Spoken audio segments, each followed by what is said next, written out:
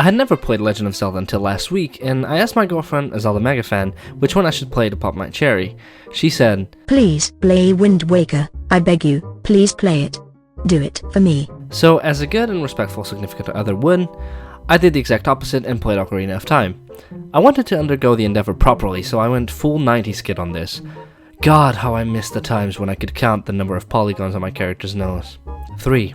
Exactly 3 polygons. So why did I never play Zelda? Well, it's quite simple really. The consoles I had while growing up were the Sega Mega Drive, Game Boy Color, and PlayStation 1, 2, and 3, meaning I never really had the chance and the family budget was kinda tight. One of my best friends had Wind Waker on his DS, but we spent most of our time playing the new Super Mario Bros., which took us like an entire summer to beat, by the way. Fast forward to now, and everyone's talking about Tears of the Kingdom. People are wondering, will it be as good as Breath of the Wild? Is it going to be better than Breath of the Wild? Is it going to be this, that, and the other? And I just couldn't help feeling like I was missing out on something, so I got a totally real Nintendo 64 and a totally real copy of Ocarina of Time, and went to fucking work. My expectations going to this were actually quite high. I mean, we're talking about the mighty Legend of Zelda after all. Although I knew that I was going to play a now 25-year-old game, since I do still play some old school video games from the 90s, I was ready to meet some clunkiness, slow, and not the most optimized gameplay. However, it kinda exceeded all expectations. From the get-go, the game was fun and easy to control. The only thing that was noticeable, since my totally real Nintendo 64 controller has 2 totally real analog sticks, one of them could not be used to look around as you can in most games today. Since I had heard a fair bit about some of the characters throughout the years, I obviously knew who Link was, Zelda, and Ganondorf, but the whole intro section was still welcome since I only knew about the Triforce symbol as like a Zelda logo and not as an actual plot point related to the goddesses of Hyrule. There was one thing I did not expect going into this game though, and that was it was actually fucking hard. I don't mean your general fights with the mobs you find throughout the game, although these dudes are annoying as shit. I was not ready for the complexity of the puzzles in all of the temples across Hyrule. If you were a kid that had this game in the 90s, hell, even the 2000s, and you finished this game back then, kudos to you, dude. I have no idea how you did it. If I had this game back then, I'm not even sure that the 2-brain-celled 5-year-old version of me would have gotten through the Deku Tree dungeon. However low the IQ of my younger self would have been, there's one thing even he would have loved, and that is the music. This game has one of the best soundtracks I've ever heard, and even better, it's also one of the core mechanics of the game. While I've been in the process of making this video, it's been over a week since I finished the game, and I still catch myself whistling some of the songs as I go about my day. My favorite has to be the Lost Woods theme. It's the GOAT of the songs in this game. Every single one of them is memorable, and they all serve a purpose, or at least most of them. They really make the areas feel how they're supposed to feel. Kokiri Forest feels like a day of fucking about with your friends when you were kids. Lost Woods feels kind of adventurous, goofy, and fun. Shadow Temple, the most uncomfortable thing you'll ever experience while wearing headphones.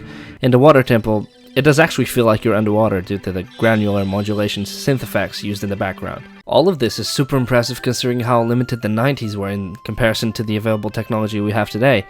I mean, yeah, it's more advanced than perhaps we might give it credit for, but still quite limited though. Remember these? Yeah, those were the days of the floppy disk.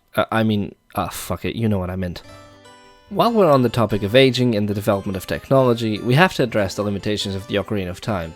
Although I love the game, there are definitely things that didn't age that well. Mostly the controls, to be perfectly honest. The fact that I couldn't look around besides when I was using the look around button made the experience definitely slower. Hitboxes weren't always great, and there were times that I actually felt lost in the game. I didn't know what to do next, and Navi wasn't of any fucking help either, which is weird since she's supposed to be the help you have to whenever you feel lost in a game. What this meant is that I had to do something I didn't want to do. I had to look at Zelda guides to understand where to go. I know, I didn't want to do it, and I promise I didn't do that much, but when it had to be done, it had to be done. However, after researching a bit, there are actually some things I found out were invented in this game that make it all the more impressive. Like holding a button to target an enemy, fluid day and night cycles, context-sensitive buttons. Something that I think is where I messed up in my playthrough, even before it even started, was the fact that I didn't expect this game to be as advanced as it is. Let me explain. I expected this game to be quite simple, all of the tools to be straightforward, and the main and side quests to be quite linear, mainly due to its age. However, as many of you are probably aware, that's definitely not the case.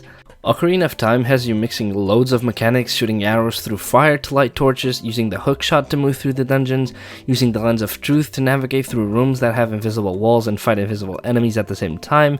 This game is full of neat little surprises and features that I didn't expect for a game this old to have. What took me by surprise the most was the fact that I was able to travel back and forth in time and finding completely new areas designed in each of those timelines. In other words, I underestimated this game and the creativity of the team that had developed it. For the reasons I just outlined, this game was so well designed that it actually feels like an adventure. And I don't mean that like that one time you experimented with gay sex in college, I mean like an actual quest.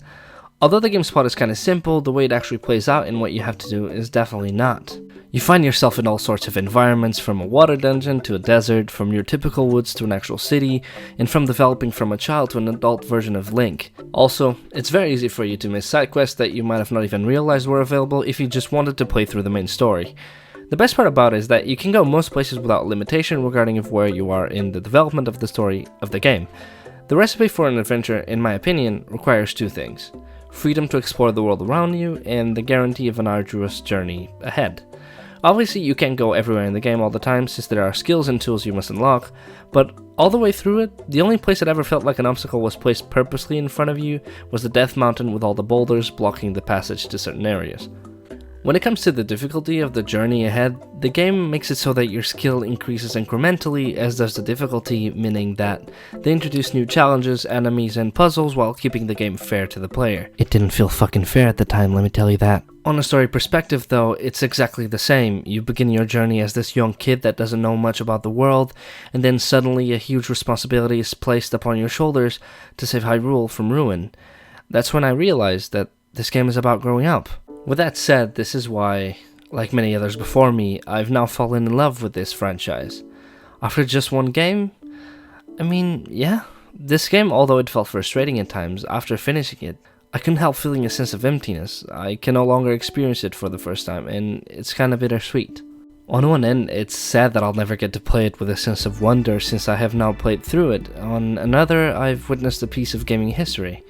As I went through the game, I did not realize until I was finished that I was making memories that I'm now going to look back and view them very fondly in the future. It makes you realize the beauty that there is in video games, and not only the lessons they teach, but the experiences they can provide. It's something that I had taken for granted for a very long time, and I was becoming a bit jaded towards gaming until I actually started my YouTube channel.